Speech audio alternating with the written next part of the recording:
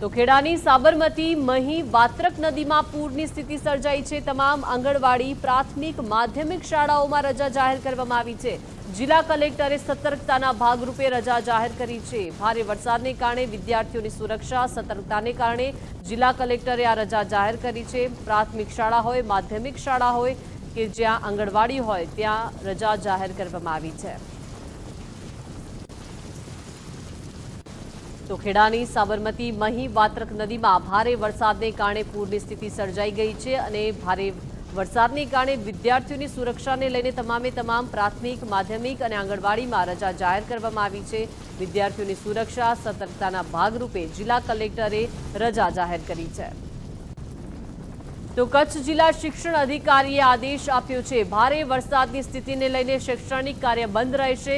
માધ્યમિક પ્રાથમિક ઉચ્ચતર માધ્યમિક શાળાને સૂચના આપવામાં આવી છે। શૈક્ષણિક કાર્ય શક્ય ન હોય તો વિદ્યાર્થીઓને ન બોલાવવા સૂચના આપવામાં આવી છે। આચાર્યએ સ્થાનિક પરિસ્થિતિ પ્રમાણે નિર્ણય લેવાનો રહેશે। ભારે વરસાદ છે અને આગામી 24 કલાક માટે પણ હવામાન વિભાગ દ્વારા ભારે વરસાદની આગાહી કરવામાં આવી છે। તે પ્રમાણે કચ્છ જિલ્લા શિક્ષણ અધિકારીએ આ આદેશ આપ્યો છે। ભારે વરસાદની સ્થિતિને લઈને શૈક્ષણિક કાર્ય બંધ રહેશે।